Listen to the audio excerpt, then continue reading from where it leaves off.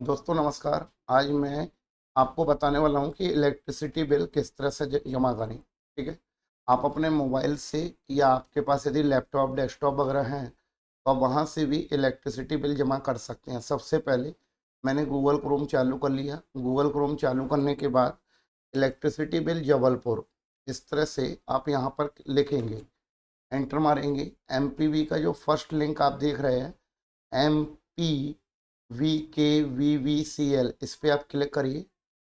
इस पे क्लिक करने के बाद आपको यहाँ पर इस तरह का पेज ओपन हो जाएगा। आपको यहाँ पर अपना IVRS नंबर डालना है। ठीक है, कस्टमर कंज्यूमर नंबर, यहाँ पर जो एन से शुरू होता है एन, तो एन यहाँ पर फिल नहीं करना है आपको। आपको सिर्फ कंज्यूमर नंबर फिल करना है। ठीक है, तो इस तरह से मैंने इस पे आपका ये जो बोलते हैं IVRS नंबर इस पे फिल किया और इसको आई एम नॉट रिबूटा इस पे प्रोसेस।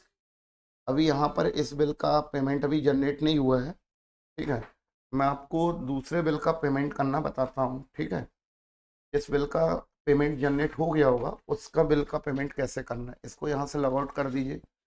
यहाँ पर आपको, जैसा मैंने आपको से बोला था कि आपको IVRS नंबर यहाँ पर डालना है।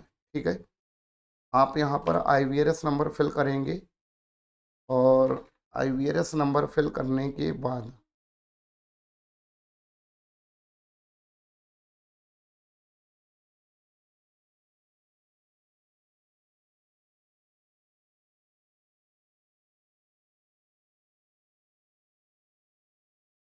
इस तरह से अपने IVRS नंबर डाल दिया और IVRS नंबर फिल करने के बाद अपने इस चेक बॉक्स पे क्लिक किया, प्रोसेस पे गए। प्रोसेस करने के लिए जैसे आपको यहाँ पर बिल पेमेंट दिखा रहा है, यदि आप चाहें तो बिल डाउनलोड कर सकते हैं। बिल डाउनलोड करने से फ़ायदा ये होगा कि आप बिल देख सकते हैं कि बिल कितने का जनरेट हुआ, किस तरह से। ठीक है ना, ये आपका बिल डाउनलोड हो चुका है। बिल डाउनलोड करने के बाद यदि आप चाहें तो इसको ओपन विथ एडोब रीडर पे क्लिक करके इस बिल को देख सकते हैं। ठीक है, कि बिल किस तरह से जनरेट हुआ, बिल कितने का क्या आया।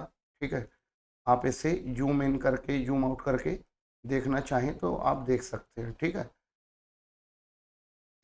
बिल मैंने जूम कर लिया है। यहाँ पर आपने देखा 38 यूनिट का बिल जनरेट हुआ है। इस तरह से मैंने इसको मिनिमाइज कर दिया और इसको भी क्लोज कर दिया। फिर मैंने आपको यहाँ पर आपको अपना मोबाइल नंबर फिल करना है। यहाँ पर आप अपना ईमेल आईडी फिल कर सकते हैं, ऑप्शनल है। यदि आपको देना है तो आप दे दीजिए, और यदि ईमेल आईडी ना हो तो कोई बात भी नहीं है। ठीक है, इसके बाद इस पर क्लिक करेंगे और पेमेंट गेटवे पे जाना है। कुल मिला के सिलेक्ट पेमेंट गेटवे, तो यहाँ से मेरे को ऑनलाइन पेमेंट करना था तो मैंने बिल डेस्क पे क्लिक कर दिया और पे नाउ पे क्लिक किया। पे नाउ पे क्लिक करने के बाद ये लोडिंग ले रहा है। लोडिंग लेने के बाद आपके पास यहाँ पर पेमेंट गेटवे का पेज आ जाएगा। ठीक है,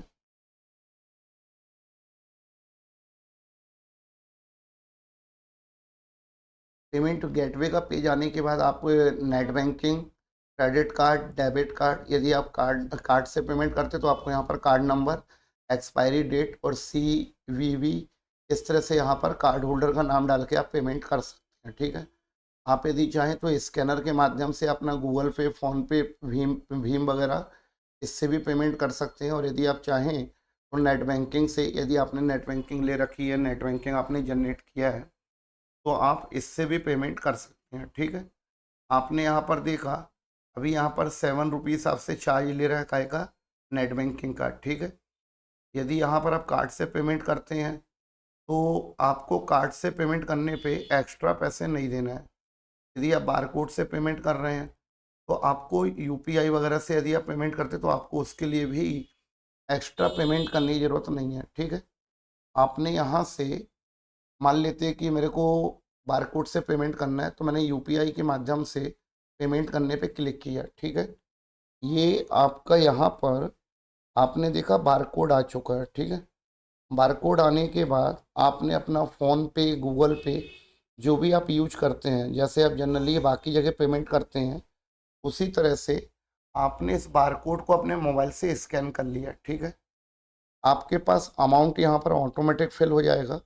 आप प्रोसेस टू पे जाएंगे मोबाइल से ही, और आपने अपना जैसे ही आपने अपना समझ लीजिए पासवर्ड डाला, इनको ये पेमेंट प्राप्त हो जाएगा। ठीक है, पेमेंट प्राप्त होने के बाद ये बैक करके आपको रिसिप्ट के लिए आपके पास यहाँ पर पेज आएगा। अभी आपको कुछ करना नहीं है, और यहाँ पर ये बता रहा था कि IVRS नंबर जो है अभी यहाँ से दोबारा डाल दीजिए। ठीक है, IVRS नंबर फिल करने के बाद आपको यहाँ पर जाना है, और अब आप यहाँ पर चेक करेंगे तो आप देखेंगे कि यहाँ पर आपके पास कोई भी पेमेंट बाकी नहीं है। ठीक है, यदि आपको बिल हिस्ट्री पे जाते हैं आप यहाँ पर, ठीक है, तो आपको बिल हिस्ट्री मिल जाएगी।